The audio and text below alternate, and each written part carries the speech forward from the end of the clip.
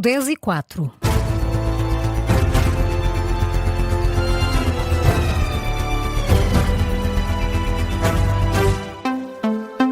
Ainda não foi assinado, mas já começa a tremer o acordo entre Estados Unidos e Irão. Israel anuncia que vai permanecer no Líbano, apesar de Teherão ter anunciado também o fim do conflito em Beirute.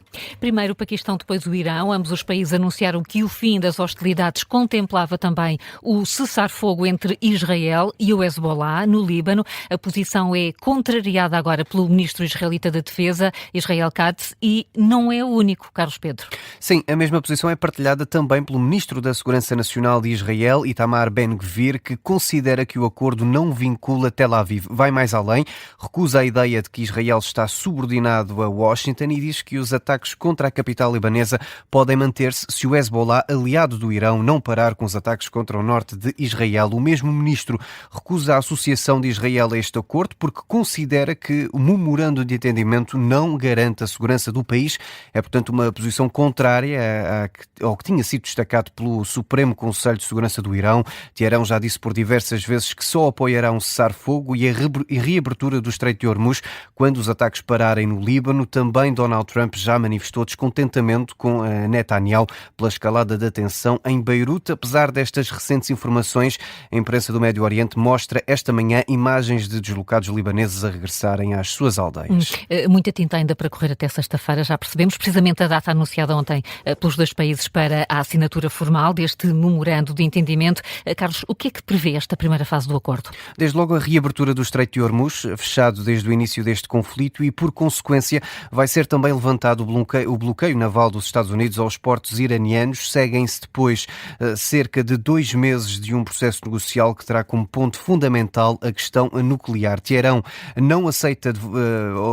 aceita não desenvolver armas nucleares e manter o estado atual do programa nuclear, ou seja, sem enriquecer mais urânio. Quanto ao que já está enriquecido, é um processo para ser decidido ao longo dos tais 60 dias de negociações. Já do lado norte-americano, Washington prepara-se para levantar as sanções ao petróleo e libertar 25 mil milhões de dólares em ativos iranianos que estavam bloqueados. Este é apenas o primeiro passo rumo a um acordo de paz e a Europa já reclama uma participação na segunda fase do processo. É uma possibilidade, Carla, e quem a levantou foi mesmo a chefe da diplomacia europeia, Kaja Kallas. A diplomata admite que a União Europeia está pronta para contribuir para uma resolução sustentável, desde a influência económica até aos conhecimentos especializados em matéria nuclear.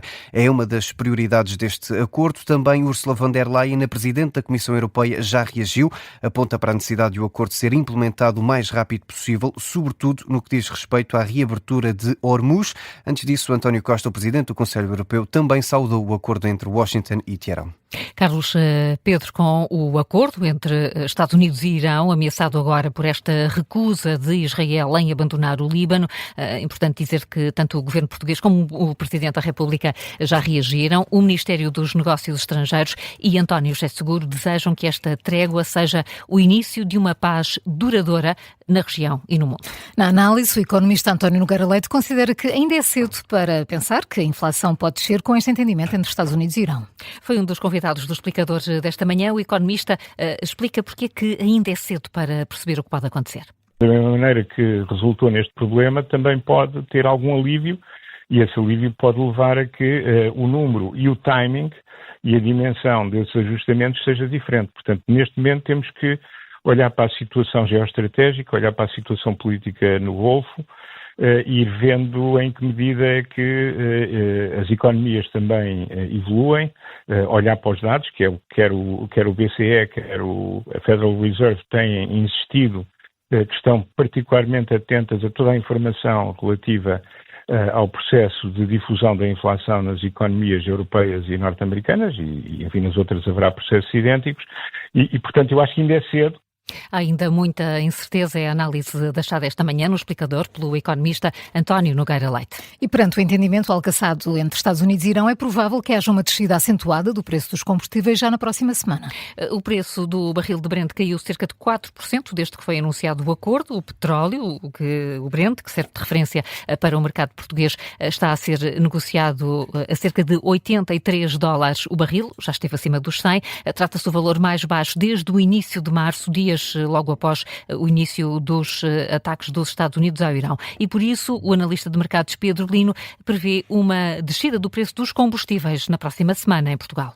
O preço do petróleo não deve baixar muito mais do que ele neste momento a $80, deve baixar até aos 75, quanto muito. Recordo que antes do conflito trouxe à volta dos $65. Mas pelo menos vamos ter um alívio muito substancial. Sim. E já não é aquela pressão do preço acima dos $100, por isso para a semana finalmente vamos ter um grande alívio no preço dos combustíveis. A previsão deixada esta manhã aqui na Rádio Observador pelo analista de mercados Pedro Lino. O histórico socialista João Soares diz que a atual legislatura da AD tem todas as condições para ir até ao fim. O socialista acredita que o atual mandato não vai cair antes de tempo. Convidado do programa Comissão de Inquérito da Rádio Observador, João Soares admite ainda que não tem qualquer tipo de antipatia por Luís Montenegro. Acredito que este mandato pode cumprir-se. Não é nada de espantoso. E até desejo que ele se cumpra para depois não haver alibis em relação a incapacidades e falhanços que já são hoje completamente evidentes em áreas vitais, como saúde, etc.